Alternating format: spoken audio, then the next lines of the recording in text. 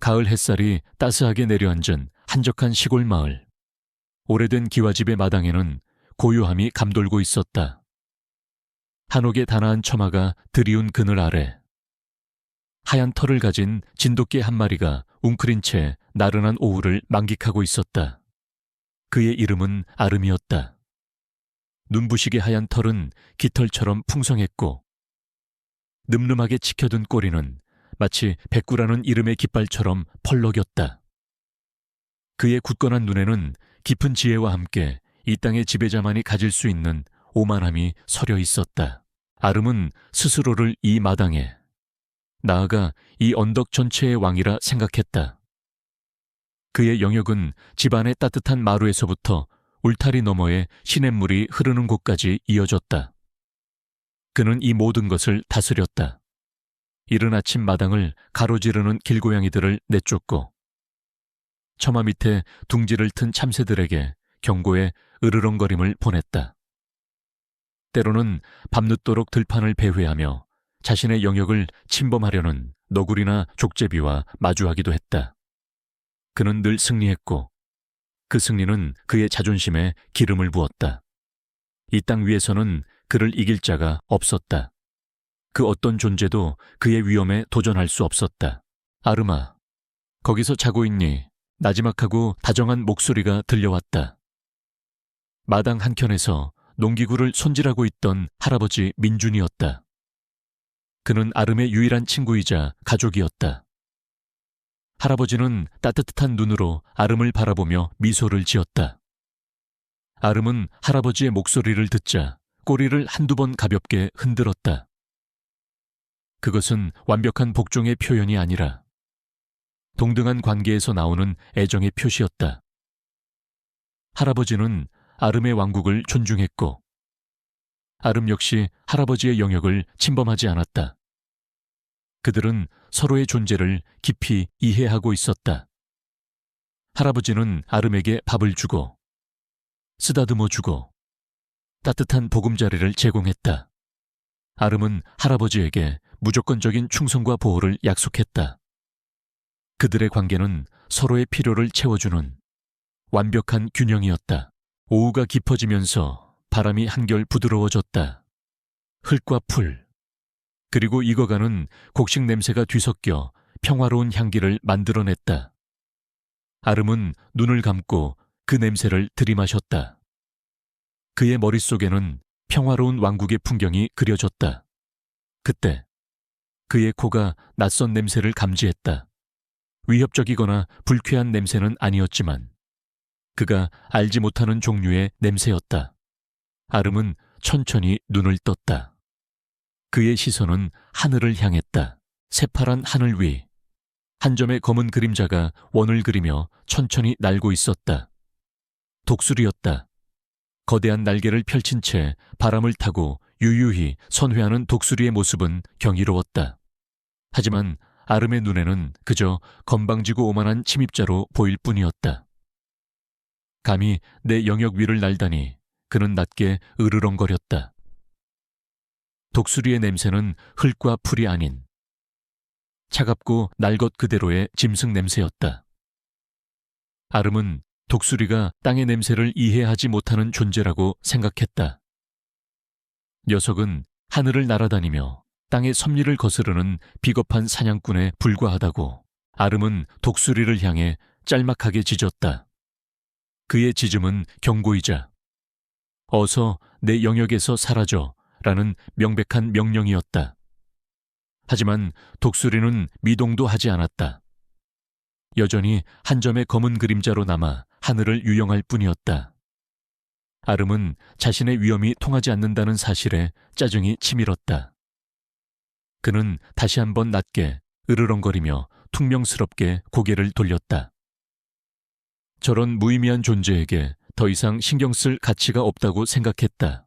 해가 서산으로 넘어가면서 마당에는 길게 그림자가 드리워졌다. 아름은 흙 위에서 다시 몸을 뉘었다. 그의 심장은 여전히 평화로웠고 그의 마음속에는 자신이 이 땅의 지배자라는 확고한 믿음이 자리 잡고 있었다. 그는 알지 못했다. 그의 왕국을 위협하는 진짜 그림자는 저 높고 푸른 하늘에 있는 것이 아니라 바로 그가 누워있는 마른 집단 아래에 숨어 있다는 것을 소리도 없이 냄새도 없이 그저 조용히 그의 평화를 노리고 있었다. 가을의 따뜻한 햇살은 여전히 마당 위에 머물러 있었다. 모든 것은 어제와 같았다. 고요함, 평화, 그리고 나른함.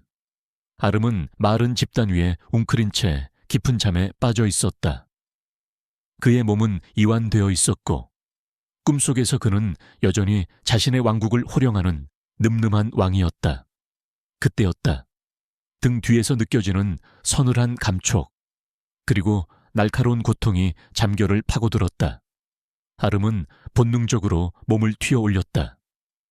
으르렁거리는 소리와 함께 고개를 돌린 그의 눈에 들어온 것은 지금까지 한 번도 보지 못했던 거대한 존재였다.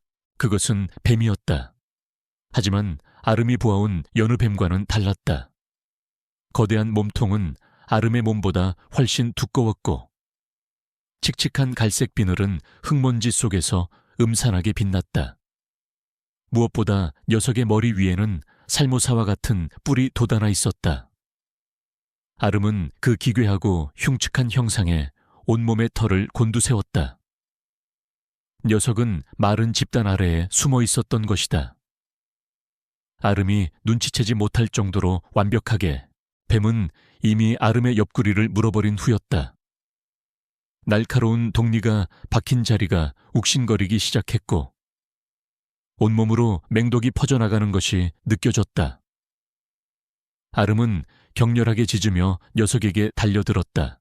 이 마당의 왕으로서 감히 자신을 해치려 한 이 무례한 침입자를 용서할 수 없었다. 하지만 뱀의 움직임은 아름의 예상보다 훨씬 빨랐다. 육중한 몸을 꿈틀거리며 아름의 공격을 피했고 이내 기다렸다는 듯 녀석의 몸이 꽈리를 틀며 아름의 몸을 칭칭 감기 시작했다. 아름은 필사적으로 몸을 비틀었다. 녀석의 힘은 상상을 초월했다. 숨막힐 듯한 압박감에 아름은 괴로운 비명을 질렀다. 그 비명 소리를 들은 할아버지 민준이 밖으로 달려나왔다.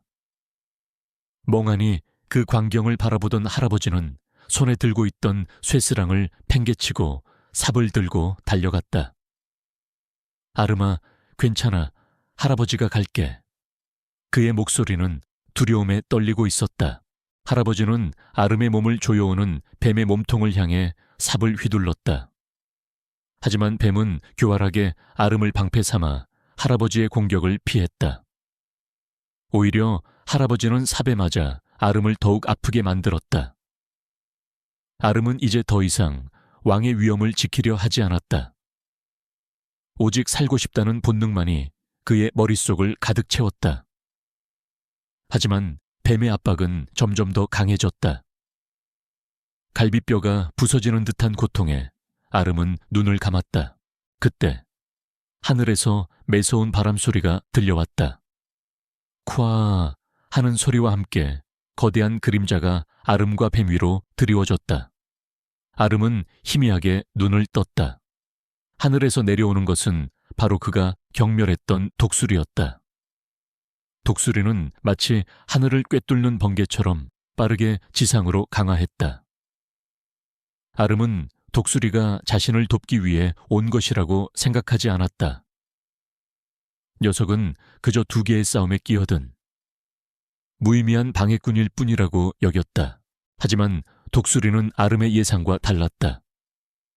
녀석의 시선은 오직 뱀에게 향해 있었다.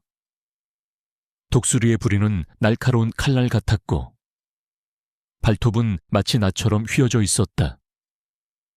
독수리는 뱀의 약점을 정확하게 알고 있었다. 녀석은 뱀의 독을 가진 머리를 향해 맹렬하게 공격했다. 뱀은 독수리의 공격에 놀라 아름을 놓아주고 몸을 풀었다. 아름은 자유로워진 몸을 이끌고 겨우 숨을 쉴 수 있었다. 하지만 이미 늦었다. 뱀의 독은 아름의 온몸에 퍼져나갔고 그의 몸은 마비된 듯 무거워졌다. 눈앞의 풍경이 흐릿하게 보이기 시작했다. 뱀은 독수리와 잠시 대치하더니 이내 다시 아름을 향해 몸을 돌렸다. 녀석은 이빨을 드러내며 아름의 심장을 노렸다. 아름은 무기력하게 바닥에 엎드렸다. 그의 눈에는 절망이 가득했다. 그의 왕국은 한순간에 무너져 내렸다. 자신이 그토록 경멸했던 하늘의 존재에게 도움을 받기는커녕 죽음의 순간에조차 그의 오만함은 그를 비웃는 것 같았다. 모든 것이 끝났다고 생각한 순간 그는 자신의 어리석음과 자존심을 후회했다. 그가 바라보던 하늘은 그의 적이 아니었다. 그의 진짜 적은 땅속에 숨어 있었다. 그러나 이 모든 깨달음은 너무나 늦었다. 뱀의 날카로운 동리가 섬뜩하게 빛나며 그를 향해 다가왔다. 독수리는 한치의 망설임도 없이 독사의 머리를 향해 발톱을 내리찍었다. 날카로운 비명과도 같은 파공음과 함께 두 맹수가 흙먼지 속에서 뒤엉켰다. 흙이 튀고 마른 잎들이 비명처럼 흩날렸다. 멍하니 그 광경을 지켜보던 백구의 눈에 비로소 모든 진실이 들어왔다. 자신이 경멸했던 하늘의 존재가 자신의 목숨을 구하기 위해 지금 사투를 벌이고 있다는 사실을. 그 순간 백구의 마음속에서 뜨거운 무언가가 울컥하고 치솟아 올랐다. 그의 머릿속에는 지난 시간들이 주마등처럼 스쳐 지나갔다.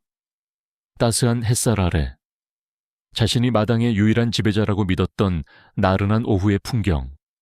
그때 하늘에 나타난 한 점의 검은 그림자. 그는 그 그림자를 향해 으르렁거렸고 코를 울리며 경멸을 담아 고개를 돌렸다. 감히 내 땅 위에 감히 나를 무시해. 녀석의 오만함은 하늘을 찌를 듯했다. 그는 하늘의 독수리가 땅의 규칙을 모르는 비겁한 사냥꾼이라 생각했다. 그는 독수리가 그저 자신에게 주어진 평온을 깨뜨리는 성가신 존재라고 믿었다. 하지만 모든 것이 오해였다. 독수리는 그를 사냥하려던 것이 아니었다. 독수리는 그를 구하려던 것이었다. 백구가 눈치채지 못한 채 평화롭게 몸을 뉘고 있던 바로 그곳. 마른 집단 아래에 치명적인 독사가 도사리고 있었다는 것을 독수리는 이미 알고 있었다. 소리 없이 다가오는 죽음의 그림자를 보고 경고할 시간조차 없음을 직감한 독수리는 유일한 방법을 선택했다. 난폭하고 고통스럽더라도 강제로 그 위험한 장소에서 백구를 떼어내는 것. 그 거칠었던 날갯짓. 무자비하게 파고들던 발톱은 공격이 아니라 필사적인 구조의 손길이었다. 백구는 자신의 어깨를 찌르던 고통을 다시 떠올렸다. 그 고통은 이제 더 이상 분노의 감정이 아니었다. 그것은 그의 오만함에 대한 비수였고 그의 어리석음에 대한 가르침이었다. 독수리는 자신을 살리기 위해 기꺼이 상처를 주었다. 그 무거운 진실은 백구의 자존심을 산산조각냈다. 그가 그토록 중요하게 여기던 땅의 왕이라는 자부심은 허상에 불과했다. 진짜 위협은 소리 없이 다가왔고 그가 경멸했던 하늘의 왕이 그를 구해주었다. 멍하니 서 있던 할아버지 역시 모든 것을 이해했다. 그의 얼굴에는 더 이상 분노나 공포가 남아있지 않았다. 그 대신 깊은 깨달음과 경외심이 자리 잡았다. 그는 자신의 손주와도 같았던 백구가 죽음의 문턱에서 돌아온 것을 기적이라 생각했다. 그리고 그 기적을 만들어낸 존재가 자신이 평생 보아왔던 하늘의 독수리라는 사실에 그는 경외감을 느꼈다. 할아버지는 싸움의 흔적인 흙먼지를 보며 조용히 서 있었다. 그는 그저 이 거대한 자연의 섭리 앞에서 고개를 숙였다. 백구의 몸에서는 피가 배어나와 하얀 털을 붉게 물들이고 있었다. 욱신거리는 고통이 온몸을 찔렀지만 지금 백구에게 육체적 고통은 아무것도 아니었다. 자신의 오만함과 어리석음에 대한 부끄러움, 그리고 목숨을 걸고 자신을 구해준 존재에 대한 미안함이 심장을 더욱 아프게 짓눌렀다. 조금 전까지만 해도 경멸과 무시를 담아 쏘아보았던 그 하늘의 존재가 이제는 세상 그 무엇보다 위대하고 숭고해 보였다. 백구는 땅에 낮게 엎드렸다. 그의 눈은 흙먼지가 자욱하게 피어오르는 마당 한가운데서 생사를 건 싸움을 벌이고 있는 독수리를 향해 있었다. 그는 더 이상 그를 더러운 날짐승이라 부르지 않았다. 그는 이제 그를 위대한 존재라 부르고 있었다. 그날의 처절한 싸움이 끝난 후 마당에는 다시금 고요함이 찾아왔다. 흙먼지는 가라앉았고 바람은 싸움의 흔적을 씻어냈다. 며칠이 지나자 흙바닥은 원래의 단단한 모습으로 돌아왔고 독색에 물렸던 아름의 다리 상처 역시 딱지가 앉아 서서히 아물기 시작했다. 육체적인 상처는 그렇게 아물어갔지만 아름의 마음속에 남은 상처는 훨씬 깊고 광활했다. 그녀의 내면은 그날의 충격과 깨달음으로 완전히 뒤바뀌어 있었다. 오만함은 온데간데 없이 사라지고 그 자리에 깊은 사색과 침묵이 자리 잡았다. 아름은 마루에 엎드려 늘 하던 것처럼 하늘을 올려다보았다. 하지만 그녀의 눈에는 더 이상 경멸이나 짜증이 없었다. 그 대신 깊은 경외심과 그리움이 담겨 있었다. 그날 이후 독수리는 한 번도 모습을 보이지 않았다. 아름은 그가 걱정되었고 동시에 그를 다시 만날 수 없을지도 모른다는 생각에 깊은 슬픔을 느꼈다. 그녀는 이제 알았다. 하늘의 존재가 자신을 지켜주고 있었다는 것을. 그녀는 그에게 고맙다고 말하고 싶었지만 그녀의 목소리는 닿을 수 없었다. 그날 오후였다. 할아버지 민준이 낡은 트럭을 타고 마당으로 들어섰다. 그의 얼굴에는 근심과 피로가 가득했다. 그의 품에는 낡은 종이 상자가 들려 있었다. 아름은 자리에서 일어나 꼬리를 흔들었다. 하지만 종이 상자에서 풍겨 나오는 낯선 냄새에 아름의 꼬리 흔들림이 멈췄다. 그것은 흙과 풀 냄새와는 완전히 다른 차갑고 날것의 생명력이 풍기는 야생의 냄새였다. 아름은 본능적으로 몸의 모든 근육을 긴장시켰다. 할아버지는 아름의 낌새를 알아차리고 조심스럽게 상자를 마루에 내려놓았다. 할아버지는 아름을 향해 손짓하며 말했다. 아름아, 이리 와 보렴. 이 불쌍한 아기들을 보거라. 할아버지의 목소리는 부드러웠지만 아름은 움직이지 않았다. 그녀의 시선은 상자에 고정되어 있었다. 그 안에서 아주 작고 가느다란 울음소리가 새어나왔다. 고양이 같기도 하고 새끼 새 같기도 한 애처롭고 절박한 소리였다. 그 소리는 아름의 마음속 가장 깊은 곳에 묻어두었던 아픈 기억을 건드렸다. 얼마 전 아름도 자신의 새끼들을 잃었다. 그녀의 따뜻하고 부드러웠던 작은 생명들. 그들의 마지막 울음소리가 지금 상자 안의 소리와 겹쳐 들리는 듯했다. 할아버지는 한숨을 쉬며 상자 뚜껑을 열었다. 그 안에는 점박이 무늬가 있는 작은 털 뭉치 3개가 서로의 몸에 의지한 채 떨고 있었다. 아직 눈도 제대로 뜨지 못한 새끼 스라소니들이었다. 어미를 잃고 산속에서 발견된 가여운 생명들이었다. 할아버지는 그들을 따뜻한 마루로 옮겨놓고 아름에게 그들을 품어주길 바랐다. 새끼를 잃은 지 얼마 안 된 아름의 모성애가 이 작은 생명들을 살릴 유일한 희망이라고 생각했다. 아름은 상자를 향해 천천히 다가갔다.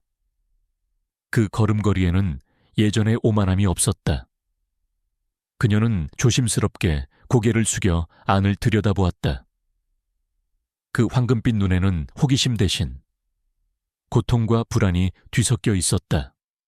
야생의 냄새가 코를 찔렀지만 이제 그 냄새는 더 이상 혐오스럽지 않았다. 대신 그녀의 마음속에 알 수 없는 고통과 그리움이 교차했다. 그녀의 본능은 그들을 보호하라고 속삭였지만 그녀의 기억은 그들을 향한 두려움과 경멸을 주입했다. 그녀는 상자 안의 3마리를 차례로 바라보았다. 그들의 작은 몸은 추위와 공포에 떨고 있었다. 그들은 어미의 젖을 찾는 듯 서로의 몸을 파고들며 낑낑거렸다. 그 애처로운 소리가 아름의 심장을 찔렀다. 그녀는 다시 한번 혼란을 느꼈다. 자신을 구해준 하늘의 존재를 존경하게 되었지만 그녀의 본능은 여전히 이 낯선 야생의 생명들을 거부하고 있었다. 그녀의 몸은 움직이지 않았다. 마음은 혼란스러웠고 발은 굳어버렸다. 그녀는 그저 그 자리에 멈춰 서서 울고 있는 작은 생명체들을 바라볼 뿐이었다. 할아버지는 조심스럽게 미지근한 우유를 작은 젖병에 담아 새끼 스라소니의 입에 가져다 댔다. 하지만 새끼들은 고개를 필사적으로 저으며 어미의 젖과는 전혀 다른 고무 젖꼭지를 거부했다. 그들의 몸부림에서 생명이 꺼져가는 희미한 소리가 들리는 듯했다. 아름은 여전히 상자 앞에서 굳어 있었다. 그녀의 눈은 작고 연약한 생명체들의 절박한 몸부림을 멍하니 지켜보고 있었다. 그녀의 마음속에는 고통과 연민, 그리고 거부감이 뒤섞인 채 격렬한 소용돌이를 일으키고 있었다. 아름아, 왜 그러니? 얘들이 너를 필요로 한단다. 할아버지의 부드러운 목소리가 그녀의 귀를 파고들었다. 얼마 전 너도 너의 새끼들을 잃지 않았니? 이 아이들은 너의 아이들이 아니지만 너의 마음을 다시 살릴 수 있는 작은 생명들이란다. 할아버지의 말은 아름의 심장을 꿰뚫는 비수와도 같았다. 그녀의 머릿속에 잊고 싶었던 끔찍한 기억이 다시 떠올랐다. 차가운 바람이 불던 밤, 알 수 없는 병으로 하나둘씩 눈을 감던 그녀의 사랑스러운 새끼들. 그녀는 그들의 몸을 핥아주고 온몸으로 덮어주며 필사적으로 살리려 애썼지만 결국 그녀의 곁에는 차가운 온기만이 남았다. 그 끔찍한 상실감은 아름의 심장에 깊은 멍울로 남아있었다.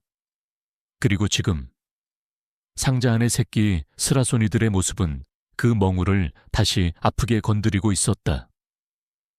아름은 차가운 마루에 몸을 더욱 단단히 붙였다. 그녀는 그 고통스러운 감정을 다시 느끼고 싶지 않았다. 저들은 그녀의 새끼가 아니었다. 종족도 다르고 냄새도 다르다. 긍지 높은 진돗개인 그녀의 혈통에 저런 야생의 존재들을 들일 수는 없었다. 자존심이 다시 고개를 들었다. 그녀는 그들을 잊고 싶었다. 자신과는 상관없는 불결한 존재들이라고 스스로를 납득시키고 싶었다. 바로 그때 창밖에서 매서운 바람 소리가 들리더니 지붕 위로 굵은 빗방울이 떨어지기 시작했다. 순식간에 장대비로 변한 비는 낡은 한옥의 창문을 미친 듯이 두드렸다. 번개가 번쩍이며 온 세상을 잠시 하얗게 밝혔다가 이내 천둥소리가 세상을 뒤흔들었다. 갑작스러운 소란에 새끼 스라소니들은 거의 경기를 일으킬 듯 비명을 질렀다. 그들의 울음소리는 더 이상 가늘지 않았다. 이제는 절박함과 공포가 섞인 듣는 이의 마음을 긁어내는 듯한 소리가 되었다. 그 중에서도 가장 작고 약해 보이던 한 마리가 거의 숨이 넘어갈 듯한 소리를 내며 축 늘어졌다.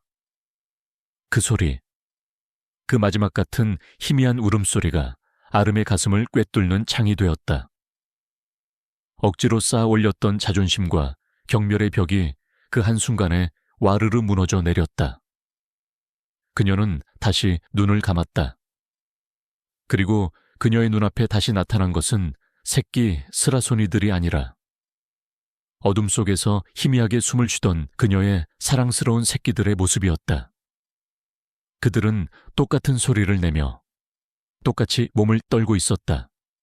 똑같은 고통, 똑같은 공포가 그들의 작은 몸을 짓누르고 있었다. 안 돼. 또다시 그들을 잃을 수는 없어. 그들의 울음소리는 더 이상 짜증스러운 소음이 아니었다. 그것은 그녀의 마음 가장 깊은 곳에 묻어두었던 어미의 본능을 깨우는 구원의 소리였다. 이성은 마비되고 피 속에 잠들어 있던 거대한 모성애가 포효하며 깨어났다. 그것은 선택의 문제가 아니었다. 꺼져가는 생명 앞에서 어미의 본능은 그 어떤 긍지보다 강하고 절대적이었다. 아름은 이제 더 이상 망설이지 않았다. 그녀는 상자 앞으로 성큼 다가갔다. 그녀의 눈에는 더 이상 혼란이나 두려움이 없었다. 그 대신 뜨거운 결의와 헌신적인 사랑만이 가득 차 있었다. 폭풍우는 여전히 창문을 두드리고 있었지만 아름의 마음속에 불던 광풍은 완전히 잦아들었다. 그녀는 더 이상 망설이지 않았다. 그녀의 피 속에 잠들어 있던 모성애가 깨어나 온몸의 근육을 움직였다. 아름은 상자가 놓인 곳으로 천천히, 그러나 단호하게 다가갔다. 그녀의 걸음걸이에는 이제 두려움도, 거부감도 없었다. 오직 한치의 망설임도 없는, 오로지 이 생명들을 살리겠다는 강렬한 의지만이 가득했다. 가장 먼저 그녀가 향한 곳은 가장 작고 약해 보여서 숨이 멎어가는 듯했던 새끼였다. 아름은 조심스럽게 고개를 숙여 축 늘어져 있는 작은 몸의 냄새를 맡았다.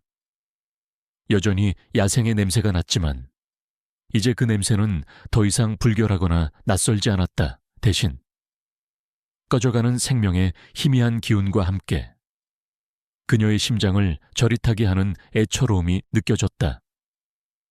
아름은 조심스럽게 자신의 따뜻하고 거친 혀로 새끼의 차가워진 몸을 핥기 시작했다. 한 번, 두 번, 마치 얼어붙은 몸을 녹이려는 듯. 아름의 혀는 부드러우면서도 끈질기게 작은 털을 핥았다. 아름의 침에서는 어미개가 가진 특유의 따뜻하고 포근한 냄새가 났다. 그 냄새와 함께 따뜻한 혀의 감촉이 전해지자 기적처럼 새끼의 몸이 미약하게 꿈틀거렸다. 살아있다는 신호였다. 그 작은 움직임은 아름에게 거대한 용기를 주었다. 그녀는 다른 두 마리에게도 똑같이 해주었다. 빗물과 눈물로 젖어있던 새끼들의 털이 아름의 보살핌 속에서 점차 보송보송해졌다. 그녀는 혀를 이용해 새끼들의 얼굴을 닦아주고 몸에 묻은 먼지와 불순물을 깨끗하게 제거해 주었다. 그 모습은 영락없는 어미의 모습이었다. 낯선 냄새에 대한 경멸은 온데간데 없이 사라지고 이제 새끼들의 몸에서는 아름의 채취와 우유 냄새가 섞인 달콤하고 포근한 향기가 났다. 할아버지는 그 모든 광경을 숨을 죽인 채 지켜보았다. 그의 얼굴에는 감격과 안도감이 뒤섞여 있었다. 그는 아름이 결국 마음의 벽을 허물고 이 작은 생명들을 받아들였다는 사실에 가슴 벅찬 감동을 느꼈다. 그는 더 이상 이 기적에 대해 의심하지 않았다. 그는 그저 이 기묘하고 아름다운 가족의 시작을 축복해주고 싶을 뿐이었다. 아름은 상자가 춥고 위험하다고 판단했는지 코로 새끼들을 툭툭 밀어 상자 밖으로 나오게 했다. 그리고는 자신이 평소 누워있던 아직 온기가 남아있는 마루의 가장 안쪽으로 그들을 이끌었다. 세 마리의 작은 스라소니들은 마치 약속이라도 한 듯 아름의 따뜻한 배에 코를 박고 젖을 찾았다. 젖은 나오지 않았지만 어미의 심장 박동 소리와 포근한 털은 세상에서 가장 안전하고 따뜻한 안식처였다. 그들의 맹렬하던 울음소리는 잦아들었고 이내 만족스러운 가르릉거림으로 바뀌었다. 밖에서는 여전히 폭풍우가 몰아치고 있었지만 이제 그 소리는 더 이상 위협적으로 들리지 않았다. 천둥 소리는 멀리서 울리는 희미한 북소리처럼 변했고 빗소리는 자장가처럼 부드럽게 들려왔다. 마루 위 작은 공간에는 기적 같은 평화가 찾아왔다. 아름은 몸을 웅크려 새끼들이 자신의 배 쪽으로 더 파고들 수 있도록 자리를 만들어 주었다. 세 마리의 작은 생명체들은 아름의 부드럽고 따뜻한 품속에서 평화롭게 잠이 들었다. 아름 역시 눈을 감았다. 그녀의 마음속에는 더 이상 공허함이나 상실감이 없었다. 그 대신 따스하고 충만한 행복만이 가득 차 있었다. 그녀의 삶은 이 작은 생명체들을 통해 다시 시작되고 있었다. 시간은 물처럼 흘렀다. 계절은 몇 번이고 바뀌었고 마루 위에는 초록빛 새싹이 돋아났다가 붉은 단풍잎으로 물들었다. 그리고 그 시간 속에서 세 마리의 작은 생명체들은 무럭무럭 자라났다. 처음에는 눈도 제대로 뜨지 못하던 작은 털 뭉치들은 어느새 파란 눈동자를 반짝이며 집 안 곳곳을 탐험하기 시작했다. 그들은 호기심이 왕성했고 행동은 고양이와 비슷했지만 훨씬 더 날렵하고 야생적이었다. 그들은 털쩍 뛰어올라 마루 기둥을 기어오르려 하거나 할아버지 민준의 바짓가랑이를 물고 늘어지기도 했다.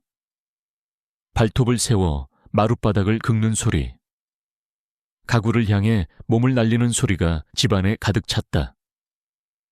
아름은 그런 새끼들의 뒤를 그림자처럼 따라다녔다. 그녀는 훌륭한 교사이자 보호자였다. 새끼들이 너무 위험한 장난을 치면 낮게 으르렁거려 주의를 주었다. 그것은 위협이 아니라 그만해라. 위험하다는 분명한 가르침이었다. 스라소니 새끼들은 신기하게도 아름의 말을 알아들었다. 그들은 아름의 으르렁 소리가 들리면 하던 장난을 멈추고 쪼르르 달려와 그녀의 다리에 몸을 비볐다. 마치 잘못을 뉘우치는 아이들처럼. 그들은 이제 아름을 단순한 양어머니가 아닌 무리의 우두머리이자 절대적인 존재로 여기는 듯했다. 식사를 할 때도 항상 아름이 먼저 먹고 난 후에야 자신들의 그릇에 다가갔고 잠을 잘 때도 아름의 주변을 요새처럼 둘러싸고 잠이 들었다. 마을 사람들은 이 기묘한 가족의 모습을 보고 혀를 내둘렀다. 맹수인 스라소니를 새끼처럼 돌보는 진돗개의 모습은 쉽게 이해할 수 있는 광경이 아니었다. 어떤 이들은 걱정스러운 눈빛을 보냈다. 저러다 스라소니들이 크면 개를 해치는 거 아니야. 하지만 할아버지 민주는 그저 웃으며 고개를 저을 뿐이었다. 그는 아름과 스라소니들 사이에 흐르는 깊은 유대감을 믿었다. 그것은 종족을 뛰어넘는 사랑이었고 그 어떤 본능보다 강한 가족의 연이었다. 그러나 시간이 흐르면서 스라소니들의 몸집은 거의 아름만큼 커졌고 그들의 파란 눈동자는 점차 깊고 날카로운 황금빛으로 변해갔다. 이제 그들은 더 이상 귀여운 새끼가 아니었다. 목덜미의 털은 뻣뻣해졌고 어깨 근육은 단단하게 솟아올랐다. 그들의 몸짓 하나하나에서 숨길 수 없는 야생의 힘이 느껴졌다. 발톱과 이빨은 이제 장난감이 아닌 진짜 사냥꾼의 무기였다. 발바닥의 두툼한 살집은 소리 없이 움직이는 법을 알고 있었고 그들이 내는 낮은 울음소리는 숲의 정적을 긴장시켰다. 이 기묘한 가족의 평화로운 시간 아래 야생의 본능이라는 거대한 그림자가 서서히 드리워지고 있었다. 스라소니들은 이제 대부분의 시간을 집 주변의 숲에서 보냈다. 예전에는 아름의 시야 안에서만 맴돌았지만 이제는 해가 질 때까지 돌아오지 않는 날이 많아졌다. 아름은 마루에 엎드려 숲으로 난 길을 하염없이 바라보곤 했다. 귀는 항상 숲 쪽을 향해 열려 있었다. 나무잎이 바스락거리는 소리, 멀리서 들려오는 새소리 하나하나에 신경을 곤두세웠다. 혹시나 그들이 돌아오는 소리는 아닐까. 하지만 저녁이 되어 들려오는 것은 그들의 발소리가 아니라 깊은 숲에서 울려 퍼지는 그들의 길고 낮은 울음소리였다. 그 울음소리는 어릴 때 내던 애처로운 소리와는 완전히 달랐다. 그것은 자신의 영역을 알리고 서로의 위치를 확인하는 듯한 야생 맹수 고유의 소리였다. 그 소리를 들을 때마다 아름의 심장이 철렁 내려앉았다. 익숙하면서도 너무나 낯선 소리. 자신이 키운 아이들의 목소리였지만 그 안에는 아름이 결코 이해할 수 없는 태고적부터 이어져 온 야생의 부름이 담겨 있었다. 그 소리는 아름과 스라소니들 사이에 보이지 않는 벽을 다시 세우는 것만 같았다. 가을이 깊어지면서 숲은 붉고 노란색으로 물들었지만 아름의 마음속에는 회색빛 불안감이 번져갔다. 자란 스라소니들은 더 이상 마루 위에서 뒹구는 어린아이가 아니었다. 그들의 몸에서는 이제 우유 냄새 대신 짙고 서늘한 야생의 냄새가 났다. 아름이 가르쳐준 대로 집안의 규칙은 여전히 잘 따랐지만 그들의 눈빛과 행동은 날이 갈수록 변해가고 있었다. 그들의 눈에는 장난기 대신 차가운 사냥꾼의 본능이 번뜩였다. 어느 날 저녁, 스라소니들은 갓 사냥한 듯한 산토끼를 물고 돌아왔다. 예전 같았으면 아름 앞에 자랑스럽게 내려놓고 칭찬을 기다렸을 테지만 그날은 달랐다. 그들은 아름의 눈치를 살피며 마당 구석으로 가 자신들끼리 사냥감을 나눠 먹었다. 뼈를 부수는 소리, 살점을 뜯는 소리가 조용한 마당에 섬뜩하게 울려 퍼졌다. 아름은 그 모습을 멀리서 지켜볼 뿐. 다가가지 못했다. 그들은 더 이상 아름의 음식을 기다리지 않았다. 스스로의 힘으로 먹이를 구하고 생존하는 법을 완전히 터득한 것이다. 아름은 마치 자식의 독립을 지켜보는 부모처럼 자랑스러우면서도 동시에 깊은 상실감을 느꼈다. 심장이 텅 비어버린 듯한 쓰리고 아픈 감각이었다. 할아버지도 그 변화를 느끼고 있었다. 그는 아름의 옆에 조용히 앉아 굳어버린 등을 부드럽게 쓰다듬어 주었다. 괜찮다. 아름아, 저 녀석들도 이제 다 컸구나. 할아버지의 목소리에는 위로가 담겨 있었지만 아름의 불안은 쉽게 가시지 않았다. 그녀는 스라소니들이 자신을 떠날까봐 두려웠다. 아니, 어쩌면 떠나는 것보다 더 끔찍한 일이 일어날까봐 두려웠다. 완전히 야생의 눈을 뜬 저들이 언젠가 자신을 어미가 아닌 경쟁자나 먹잇감으로 보게 될지도 모른다는 끔찍한 상상. 그런 생각이 들 때마다 온몸에 털이 곤두서는 것 같았다. 그 불안은 곧 현실이 되는 듯했다. 어느 늦은 밤, 잠들어 있던 아름은 낮은 으르렁 소리에 눈을 떴다. 스라소니 3마리가 마당 한가운데서 서로를 마주보며 털을 곤두쓰고 있었다. 서열 다툼을 하는 것인지 아니면 사소한 장난이 싸움으로 번진 것인지 알 수 없었다. 하지만 그들의 눈빛은 장난이 아니었다. 서로를 향한 날카로운 경계심과 공격성이 번뜩였다. 발톱이 땅을 긁는 소리가 사각사각 들려왔다. 순간 모든 것이 얼어붙었다. 아름은 그 자리에서 그대로 굳어버렸다. 지금까지 단 한 번도 자신에게 저기를 보인 적 없었던 아이였다. 늘 자신을 어미처럼 따르며 애정을 표현하던 아이가 자신에게 이빨을 드러낸 것이다. 그 눈빛에는 아름을 향한 존경심이 아닌 방해자에 대한 짜증과 야생의 경고가 담겨 있었다. 비록 짧은 순간이었고 스라소니는 곧 자신의 행동에 놀란 듯 물러섰지만 그 순간의 차가운 눈빛은 아름의 심장에 비수처럼 박혔다. 따뜻했던 유대의 끈이 날카로운 칼날에 의해 끊어지는 듯한 고통이었다. 마당의 공기는 차갑게 식었고 아름은 깊은 혼란과 슬픔 속에서 자신과 아이들 사이에 건널 수 없는 강이 흐르기 시작했음을 직감했다. 그날 밤의 대치 이후 아름과 스라소니들 사이에는 투명하지만 단단한 얼음벽이 생긴 것 같았다. 스라소니들은 다음 날 아침 아무 일 없었다는 듯 아름의 곁으로 다가와 뺨을 비볐지만 아름은 예전처럼 따뜻하게 핥아주지 못했다. 그 차가운 눈빛, 자신을 향해 드러냈던 이빨의 기억이 상처처럼 남아 마음을 무겁게 짓눌렀다. 마루 바닥의 냉기가 뼛속까지 스며드는 듯했다. 겨울이 다가오고 있었다. 산의 공기는 매일 아침 더 차가워졌고 나무 잎들은 모두 떨어져 앙상한 가지만 남았다. 숲은 고요해졌지만 그 침묵 속에는 먹이를 찾지 못한 굶주린 짐승들의 보이지 않는 경쟁이 숨어 있었다. 스라소니들은 이제 거의 집으로 돌아오지 않았다. 그들은 완벽한 사냥꾼 무리가 되어 더 넓은 영역을 탐험하고 있었다. 아름은 이제 그들의 어미가 아니라 그들이 가끔 들르는 옛집의 늙은 개일 뿐인 것 같았다. 상실감은 아름의 몸과 마음을 쇠약하게 만들었다. 예전처럼 늠름하게 서 있는 시간보다 마루에 무기력하게 엎드려 있는 시간이 길어졌다. 할아버지 민주는 그런 아름을 볼 때마다 가슴이 아팠다.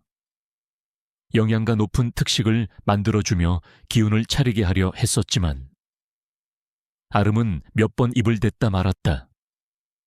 그녀의 황금빛 눈동자는 초점을 잃고 늘 텅 빈 숲의 입구를 향해 있었다.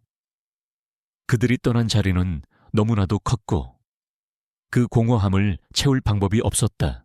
그러던 어느 초겨울 저녁이었다. 해가 짧아져 어둠이 유난히 일찍 내렸다. 할아버지 민주는 겨울나기를 위해 쌓아둔 장작을 점검하고 추위에 대비해 닭장의 틈새를 막고 있었다. 매서운 바람이 옷깃을 파고들며 살을 애는 듯한 추위가 느껴졌다. 아름은 그런 주인의 곁을 지키며 불안한 듯 주위를 두리번거렸다.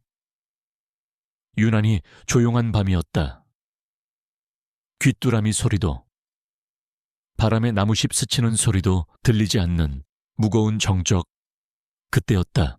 닭장 뒤편 숲속에서 우드득하고 굵은 나뭇가지가 부러지는 날카로운 소리가 들렸다. 아름의 온몸의 털이 바늘처럼 곤두섰다. 본능이 위험을 알리는 강력한 경고 신호를 보냈다. 할아버지도 소리를 듣고 하던 일을 멈춘 채 긴장된 얼굴로 숲 쪽을 바라보았다. 곰의 등장은 소리보다 냄새로 먼저 알려졌다. 바람을 타고 역겨울 정도로 지독하고 축축한 짐승의 냄새가 코를 찔렀다. 흙과 썩은 나무잎, 그리고 피가 뒤섞인 듯한 압도적인 포식자의 향취였다. 이어서 어둠보다 더 짙은 거대한 검은 그림자가 숲의 경계에서 모습을 드러냈다. 굶주림에 지쳐 민가로 내려온 거대한 반달 가슴곰이었다. 곰은 낮고 위협적인 울음소리를 내며 작은 눈을 번뜩이며 할아버지와 아름을 노려보았다. 그 눈에는 이성이라고는 없는 오직 굶주림과 파괴의 본능만이 가득했다. 할아버지는 그 자리에서 얼어붙었다.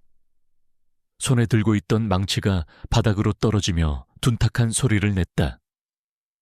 도망쳐야 한다는 생각조차 할 수 없을 정도의 공포였다.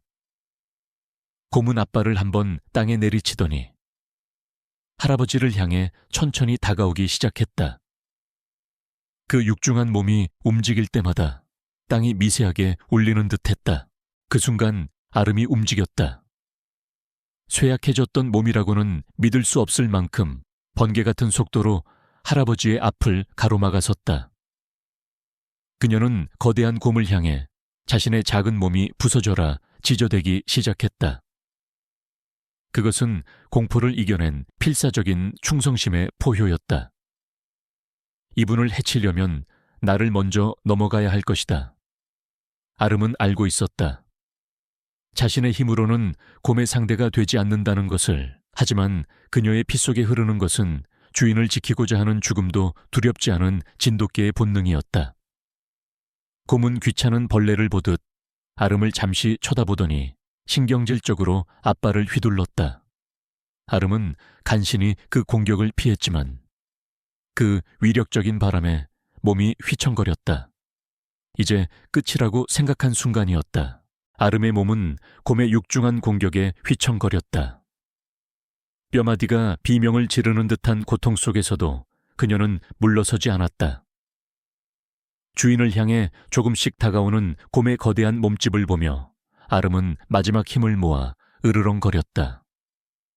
삶의 마지막 순간이 다가왔음을 직감했다. 그때였다. 곰의 거친 포효와 아름의 절규가 뒤섞인 공포의 정적을 깨고 숲속에서 세 개의 검은 그림자가 번개처럼 뛰쳐나왔다. 스라소니들이었다. 그들은 더 이상 외로운 야생의 포식자가 아니었다. 그들은 한 몸처럼 움직이는 완벽한 사냥꾼 무리였다. 그들의 몸짓에는 오랜 시간 숲에서 갈고 닦은 지혜와 본능적인 날카로움이 담겨 있었다. 한 마리는 곰의 옆구리를 물어 시선을 끌었고 다른 한 마리는 곰의 다리 사이로 빠르게 파고들었다. 나머지 한 마리는 곰의 등에 올라타 발톱으로 녀석의 목덜미를 긁었다. 곰은 예상치 못한 기습 공격에 당황하며 휘청거렸다. 맹수 본능으로 똘똘 뭉친 스라소니들의 협동 공격은 곰의 예상 범위를 훨씬 뛰어넘는 것이었다. 곰은 분노에 차서 으르렁거렸다. 거대한 앞발을 휘둘러 세우라소니들을 쫓아내려 했지만 스라소니들은 민첩하게 그 공격을 피하며 곰의 약점을 계속 파고들었다. 그들의 움직임은 아름이 예전에 보았던 서열 다툼의 몸짓과는 완전히 달랐다.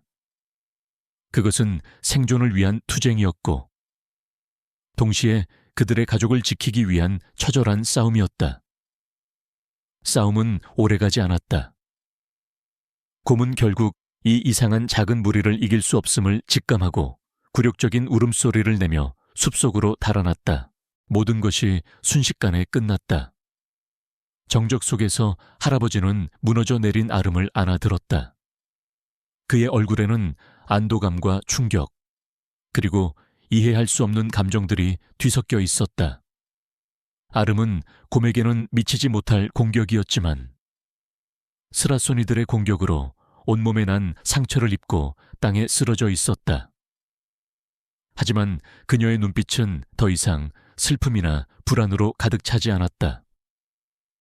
그 대신 깊은 깨달음과 경외심이 담겨 있었다. 아름은 깨달았다. 그들의 야생성이 배신이 아니라는 것을, 그들의 자유로움이 떠나기 위함이 아니라는 것을, 그들이 숲으로 돌아가고 더 이상 아름의 품에 안겨 잠들지 않으려 했던 것은 언젠가 올 이 위협에 맞서 자신과 할아버지를 지키기 위함이었다. 그들의 본능은 그들을 가장 강한 전사로 키워냈고 그들을 가족을 지킬 수 있는 존재로 만들어냈다. 그 순간 아름의 마음속에 남아있던 모든 상처와 슬픔이 사라졌다. 그들의 야생성은 아름을 지켜주었던 독수리의 위대한 본능과 다르지 않았다. 그녀는 그들을 잃었다고 생각했지만 그들은 그녀의 품을 떠나 자신만의 방식으로 가족을 지키는 법을 배우고 있었던 것이다. 스라소니들은 곰을 쫓아내고 다시 돌아왔다. 그들의 몸에는 사투의 흔적이 가득했지만 그들의 눈은 강렬하게 빛나고 있었다. 그들은 아름의 곁으로 다가와 코를 킁킁거리며 그녀의 냄새를 맡았다. 마치 어머니, 이제 괜찮습니다 라고 말하는 것처럼. 그들의 눈빛에는 야생의 날카로움과 함께 어린 시절 아름의 품에서 느꼈던 따뜻하고 깊은 사랑이 그대로 담겨 있었다. 아름은 이제 더 이상 그들을 적으로 보지 않았다. 그들은 이제 완전히 독립된 가족이었다. 그들은 혈연으로 맺어진 것은 아니었지만 사랑과 희생이라는 가장 강력한 끈으로 맺어진 종족을 뛰어넘는 위대한 가족이었다.